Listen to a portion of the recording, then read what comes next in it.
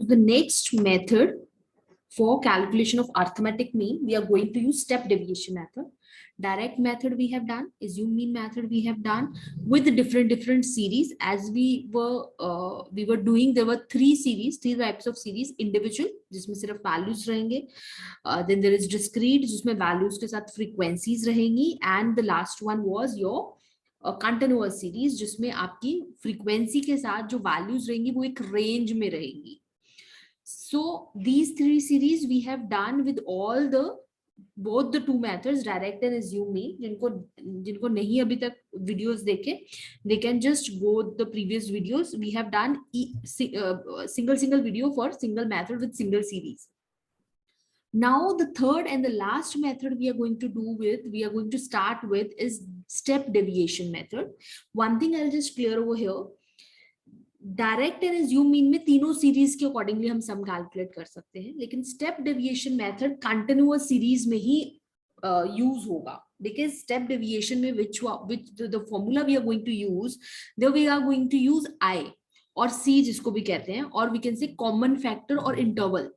Interval या common factor तभी होगा जब आपका डेटा एक रेंज में होगा, रेंज में जो आपका कंटिन्यूअस सीरीज में रहता है, वैल्यूज एक रेंज में रहती है 0 to 10, 10 to 20, 20 to 30 like this. So step deviation method we are only going to use when there is continuous series, and we'll see what are the steps for this. First two steps are exactly same जो आपने assumed mean method में करे थे. What was the steps? First, what you have to do, आपको एक assume करना है number for assume mean from the series. उससे पहले there was first step जिसमें आपको पहले, क्योंकि continuous series है तो आपको mid value calculate find out करनी है, because continuous है तो हमारे पास series नहीं होगी with a number, with a exact number. तो आपको continuous series में first step रहता है हमारा कि mid value calculate करना, mid value find out करना. So mid value आप find करेंगे, उसके बाद second step is going to be, which is written over here, first step, कि आपको उस series जो आपके पास आ गई होगी mid value की, उसमें से कोई भी नंबर आप उठा सकते हो as your assumed mean. Any number you can choose. Done. Second, deviation. Again we have done this in the assumed mean method. Deviation कैसे calculate होता है? जो आपने assumed mean calculate किया है, that assumed mean and the series x कह लो इसको या m कह लो, जो आपने mid values calculate करी है हर एक range की. So step by step sequence wise you have to deduct mid value from assumed mean value from mid value. हर एक रो का लेंगे हम, तो उसको x भी कह सकते हो, m भी कह सकते हो. So x minus a करके आपका deviation आ जाएगा. Now the step deviation method starts over here. जो डिफरेंट डायमेंशन रहेगी फ्रॉम एज्यूम्ड मीन, इसमें आपको डी डैश कैलकुलेट करना रहेगा. अभी तक हमने डी ही कैलकुलेट किया था और उसके बाद एफ से मल्टीप्लाई कर देते थे. स्टेप 3 स्टेप डेविएशन में आपको डी डैश कैलकुलेट करना रहेगा, जिसको कई बुक्स में आपको यू भी बोला गया जाएगा. So what is d dash, how to calculate that d dash? आपको जो ये डी की वैल्यू यहाँ पे आ रखी होगी एक्स माइनस ए करके, उसको डिवाइड करना है आई से. As I said in the very starting, I is the interval or gap between intervals, और इसको C भी बोला जाता है, I और C. C means common factor. Common factor मतलब what I said, आपकी range कैसे होगी, 0 to I said 0 to 10 का value है, 10 to 20 का value है, ठीक है. So what, how much difference is there? 10 का difference ये आ रहा है, 20 to 30 की next series है. So क्या gap है इन series में, इन ranges में 10 का gap है. So whatever the gap is, 5 का है, 4 का है, 3, 2, 1, whatever the gap is in whole series, उससे आपको डिवाइड करना है. सो आई आपको इसमें स्टेप डेविएशन में फाइंड आउट करना रहेगा, and what you have to do, d को आई से डिवाइड कर दीजिए, you will get d dash. Done है इधर तक. Next step is very simple and exactly same. आपको एंड में क्या करना रहता है, जब हमारे पास फ्रीक्वेंसीज होती हैं, जो वैल्यूज हमारे पास आ जाती है एज पर द मेथड, हम उनको एफ से मल्टीप्लाई कर देते हैं, that is frequency. So now we can see the sum for the same so that it will be easy to understand. First we'll see the formula. This is the formula for calculation of mean. इतना formula तो हमने अभी तक कर रखा है पहले भी.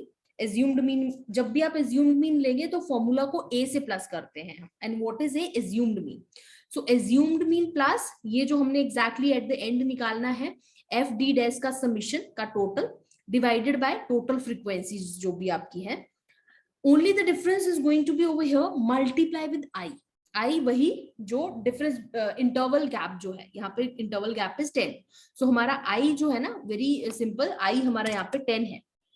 We are going to take I10. So here in the formula also we are going to take I10.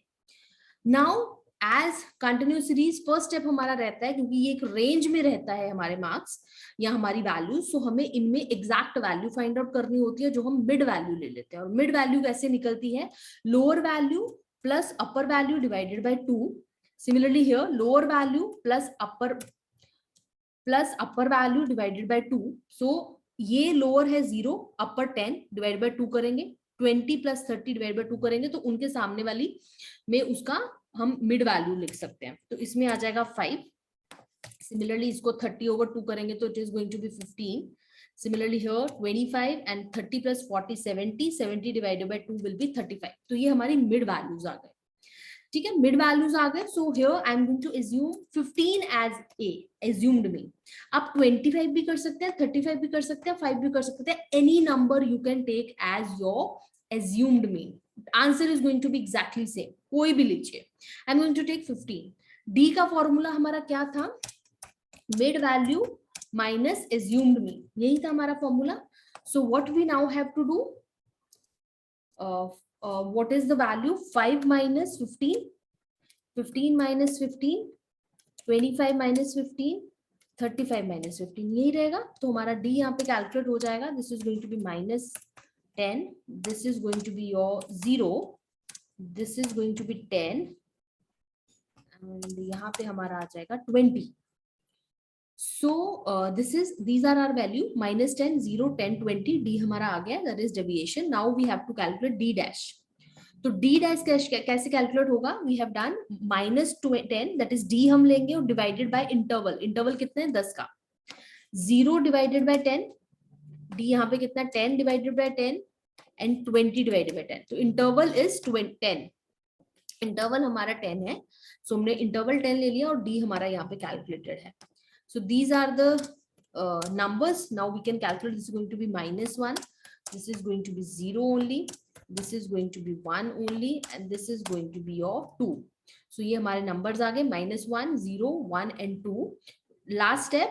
In numbers को D dash को we have to multiply with F frequency. इनके साथ multiply करना है with these numbers. So what are the number? F क्या है? 3 multiply with minus 1 is going to be your minus 3 only. Then 1 multiply with 0 is going to be 0 only. Then 2 multiply with 1 is going to be 2. And 4 multiply with 2 is going to be 8. So आपको क्या करना रहा? F, oh, 1 second. हाँ, F को we multiplied with D dash. This was 8. So now what we have to do? Summation of these numbers. Minus 3, 8 plus 2 is going to be 10. 10 minus 3 is going to be 7. So हमारा summation F D dash is going to be 7. So formula is here. What we can do? We can just insert. A हमने calculate कर ही रखा था. A was our 15. हमने assume में लिया था 15.